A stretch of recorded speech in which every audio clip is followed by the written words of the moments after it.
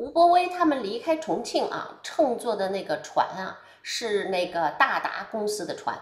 一切的都是大叔叔托他在航运界的朋友给安排好的。走到跟前儿以后，才发现啊，要乘的那船啊，它不是单独的一条，而是两条船呢并排的给拴在了一块儿。右边的呢是一艘呢带机器、有一个大烟囱的那种的轮船，而左边呢是一个低矮的啊，既没有烟囱也没有机器的，有那个叫驳船，也就是那时候叫铁脖子。他被这个右边的这个船啊，是拿那个钢丝缆绳啊，那么给拴在一块儿的。上了船以后呢，才听到就是人们聊起来这个船啊。大达公司啊，因为在胡伯威耳朵里啊，早就听得滚瓜烂熟了。因为大叔叔的不少朋友都在这里边工作，经常到他们家的那个太太啊，那个她的老公，杨管北就是大达公司的总经理。而这个胡伯威的爸爸呢，又在大达公司的这个旗下那个矿石厂当那个副经理。那个时候啊，跟这个大达公司齐名的，还有一个在重庆和上海之间通航的另外一个私营的轮船公司，叫三北公司的。这两家公司啊，都有一些自己的大大小小的啊，各种类型的轮船。大达公司呢是1000吨以上的船有3艘，最大的呢那艘呢就叫大轮船，就是大达轮。另外2艘呢，虽然说听过啊，但是后来据说是在这个抗战期间就被日本人给炸毁了，就已经没法用了。不过每个船的船名啊，都是一个大字儿，在前边。一个叫大渝，就是重庆的那个简称；另外一个呢叫大庆，也是重庆的庆，因为他们是表示从上海到这儿重庆这个啊来回走的。后来到了汉口以后啊，那个胡伯威他们呢就改乘的就是临时草草的啊，给把那个大达轮给修了一下的那个船。大达公司呢还有一艘小轮船叫楚元轮，那艘啊就是拖着那个铁轮船，那叫什么驳船，从重庆出发，一直把胡伯威他们送到汉口的。人们说起这个啊，都叫这个楚元号，这就是大达公司啊，在各地都有的那个办公室公司。这个是在南通的那个。胡伯威啊，一直觉得挺奇怪，就是他家啊说是坐的楚元号，可是呢，他看见那个船上啊，明明白白的就印的2个大字叫嘉定，到底是怎么回事啊？他也没太搞清楚。这艘船啊，到底有多大呢？就是他觉得啊，根据记忆，他做过一次比较，就是比那个时候重庆的轮渡啊稍微的大一些。可是呢，跟这个后来的那个什么武汉的那种轮渡啊，那差不多吧。虽然说啊是个小的，但是那个船啊，它应该算是那个尖底儿的那种深水船，也就是说呢，它满载时的话啊，吃水9英尺。有一家跟这个大达和三北啊差不多，同样著名的，还有一个当地的民营的轮船公司，叫民生公司。它那个公司呢，就是所有的轮船全是民字打头的，人民的民啊，都比这个楚元就是胡伯威他们坐的这船要大得多。但是因为民生银行啊是专门这个经营川江这一部分的，也就是说从汉口、宜昌以上的这一块的这个河内的运输的航运的，而且呢，它的船啊都是属于那种平底船，吃水呢要比这个楚元号浅。楚元轮呢，这个本身除了这个船员的舱位以外，其实没几个客舱，因为它这个吃水太浅了，你上边就没多少啊。加上大部分乘客啊，就后来就只能够安排在那个拖带的那个铁脖子船上。这个铁脖子啊，好像是临时闹来的，也不是大达公司自己的。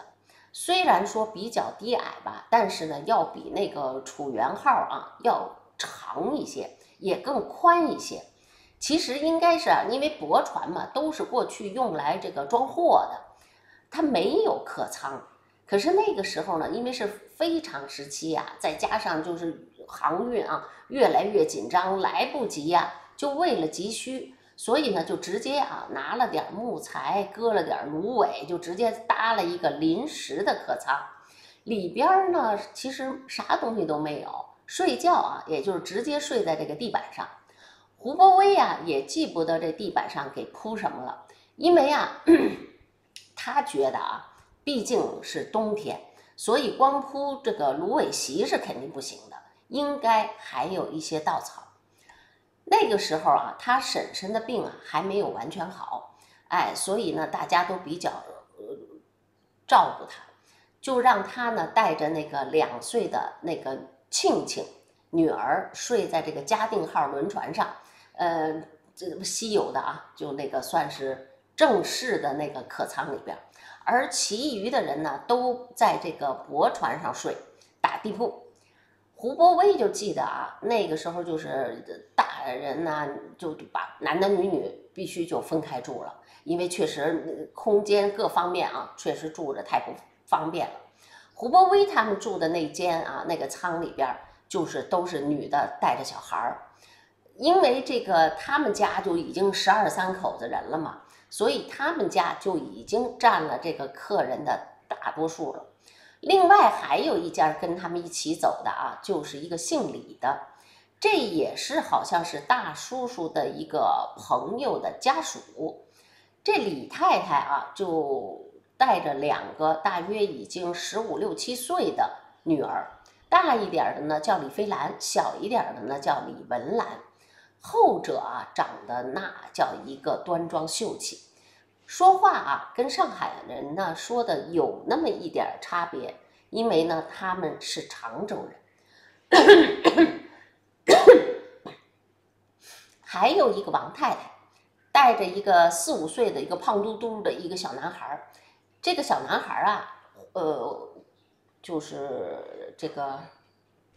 胡波威记他的名字记得可清楚了，他叫王寒星。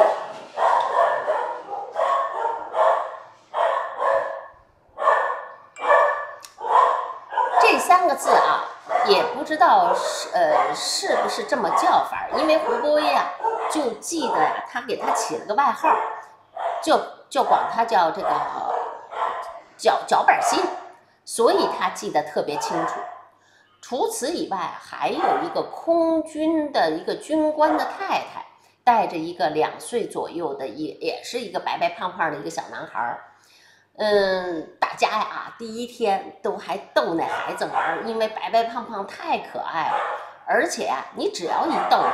他就冲你那个行军礼，大概是因为这个从爸爸那儿学来的吧。船上除了有一些比较有钱的这些正式的乘客以外，还有一些呢，就是当时抗战的时候这个随着公司从上海江浙来到重庆打工的一些打杂工的人。因为胡波威观察过，他们在这个船上他不算正式的，他还帮着干活，也就是说呢干点临时的这些事儿打个杂什么的，就拿他就什么搭了一个那个搭船的费用。其中胡波威认识一个叫祥生的，大概是30几岁，是大叔叔他们公司的一个那个叫杂役吧。有一次就是家里宴宾客的时候实在忙不过来了，也把他叫过来帮过忙。这个人永远穿一身那种黑色的就是香云纱的那种衬裤衬衫，一口的江浙话。这次上船也是，就一直看见他在那儿忙活。船刚刚开到江心的时候还看见他直接站在那个驳船那个边上吊着那么一个架子，在那上边啊解手。当时胡伯威还觉得挺纳闷儿，说这船上不是有厕所吗？他干嘛不去那儿呢？后来才知道，这个架子啊，就是专门给这些杂役们用的，就不让你跟客人用一个，你知道吗？就大小便你就直接拉江里就完了，就那样的。开船以后啊，那胡伯威就兴奋，小孩嘛，高兴的不得了，就船上船前一会儿这么着到处走，看江边的风景啊。他最感兴趣的不是江边，而是船上。没有真正见过那些机器呀、马达呀，咚咚咚的啊。而且随着这个江水啊，这个烟囱啊又冒烟啊，江水拍打呀什么的，另外还有那个分水流啊什么的啊，哎呦就觉得好美呀。再加上啊，这个上边烟囱有一根管子啊，边上，哎，有时候砰喷出一股气来，随着喷着气呢，就一声特长的声音。经过胡伯威的观察，他发现，哎，其他的船，比如说只要你一声，马上那边也会给你一个回应。比如要会师的时候啊，但是啊，胡伯威发现了音调完全不同。后来他就觉得啊，船越小，哎，声音呐越尖越细。船越大啊，声音越浑厚，就跟人差不多，就是人家有个大音箱似的。估计就是因为什么，这船嘛，它的这个喇叭那个管子，你船大你就有资格弄得大一点，也应该是通过这个啊，让互相之间，即便有雾，即便看不见你，我也能通过声音知道哦，那个船的吨位大概是多少。嘉定号啊，这个船后边啊，一直就拖着一个长长的浪花嘛。完了呢，胡伯威就感兴趣啊，这怎么回事啊？这个船这样，人家就告诉他，这下边啊有一个大螺旋桨，它在转呢。哦，胡伯威就想起来了，上小学的时候玩那个做那劳作课嘛，就是我们叫劳动课啊，让你拿完了做那什么，就拿橡皮筋儿做的一种船，吭缠上啊，完了你一松的橡皮筋儿，就等于像一个那个螺旋桨似的。哎，那个把他们拿那个螺旋桨是拿一个羊铁皮特薄的那个剪出来的，就能让它动起来。刚上船啊，因为这个人和货啊还没有完全载满，还可以看到啊船尾后边啊，竖着那么有1块半的露在水面上的这个铁板子，那就是那个舵。那个舵啊是可以左右这么摆动的，它就在这个那个螺旋桨的这个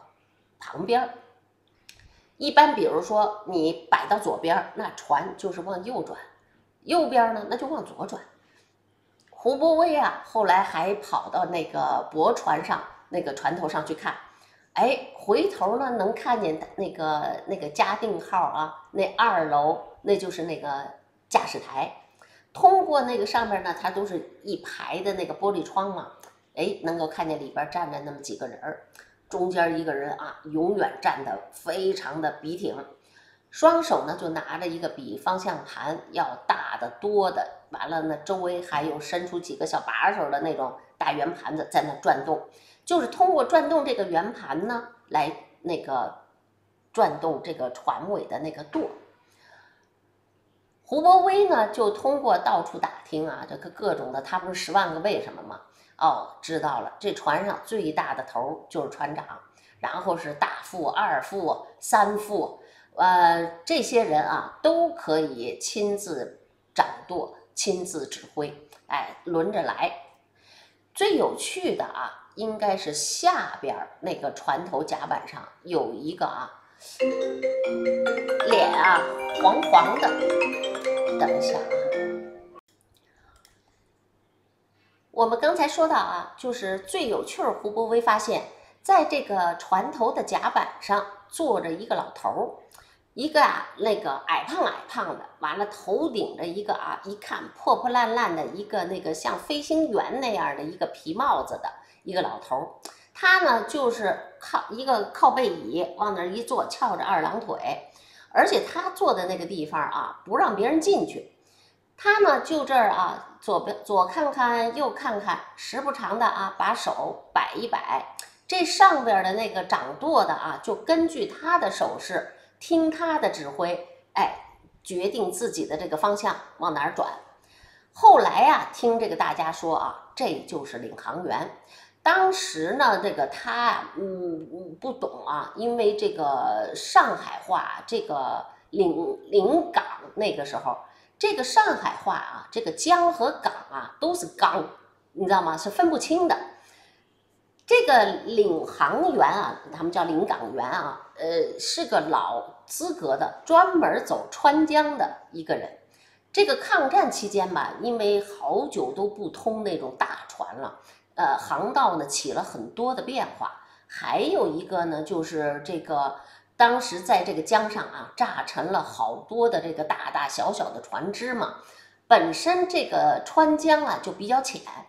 而且那个时候正好还是冬天，那水更浅了，所以啊，虽然说他们这个楚元号啊，船算是吃水比较浅的小，但是呢，你万一这一不小心就碰到这个江底的那个石滩、沙滩或者沉船，那不就有麻烦了吗？所以呢，就把这个领航员都把安全寄托在这儿身上了，因为只有他啊，天天在这儿走来走去的。他比较熟悉这个川江的水性，还一个呢，就是这2年在这个河道上啊，到底发生了一些什么变化，只有他知道。不过啊，他还听说呢，就是这老头抽鸦片，所以啊，这个船上的人呢还议论，别到时候这老头这么烟瘾上来了，没抽上，这提不起精神，咱们就沉船了哈。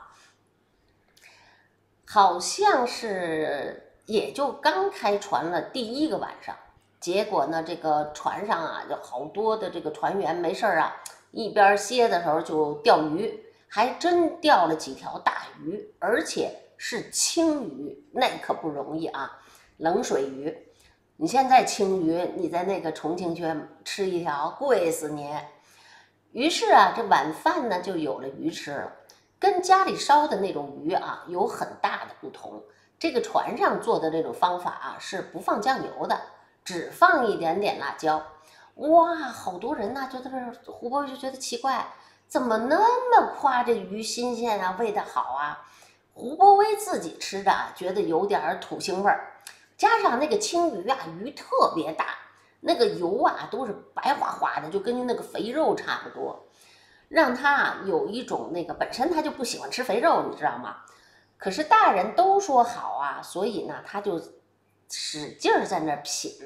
到底好在哪儿？果然吃着吃着，他发现了，哇，确实不同，而且啊，这个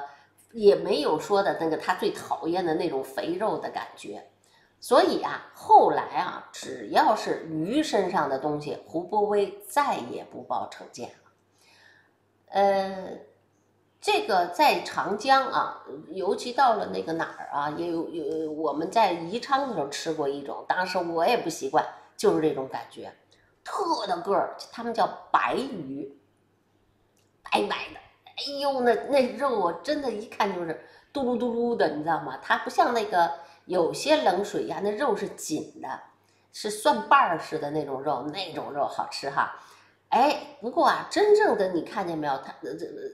人啊爱吃鱼，就觉得就那肥不溜嘟的才好吃呢，那种油脂大。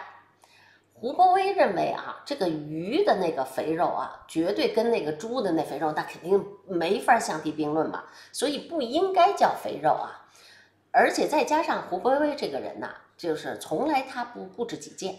尤其是呢，就是别人一说好啊，他就想，我要体验体验，为什么我跟别人想的不一样？是不是我没有人家那么开放的这个什么？尤其是这个吃上。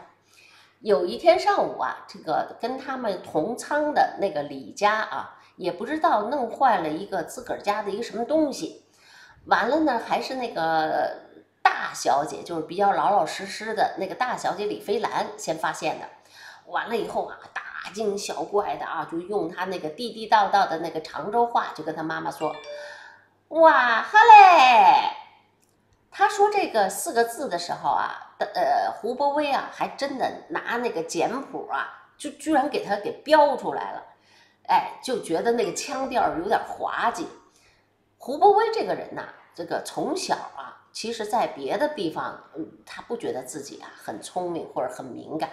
但是啊，只要是滑稽好笑的事儿，就跟他那个身上啊有一个那个羊肉似的，你知道吗？敏感的不得了，就是稍微有一点点他觉得好玩滑稽的，立马这羊肉就想了，就觉得啊，哎，这就是他天分。因为什么？他就装了无数他能记得住的这些场景。就是别人呢，就是很像人家好多都感慨嘛，说这胡伯威也就真奇怪了，那么小的岁数啊，他全记得住，就是因为这羊肉，哎，就这个地方敏感。反正啊，就是让他装的啊，即便是有一些看起来应该算是可悲的事情，但是呢，让他记住了里边幽默好玩的成分，既冲淡了一些苦涩啊，也让他记住了这些事儿。不过啊，他也承认，就是往往啊，他这个羊肉发现的这些笑料啊，特别容易得罪人。这次就是他不是就马上就开始学这个哇哈了呀，得这弟弟妹妹们就跟着这个胡伯威就学起来了，进进出出啊，就跟那个念阿弥陀佛似的，就开始哇哈了呀，这笑着笑着，孩子们就爱起哄，笑了念，念了笑。后来呢，这个胡伯威啊，自个儿啊就上船上别的地儿又玩去了啊，这兴趣已经没了。弄得这个回到这个舱里的时候啊，就说了，这李大小姐就因为这孩子们学她这个话，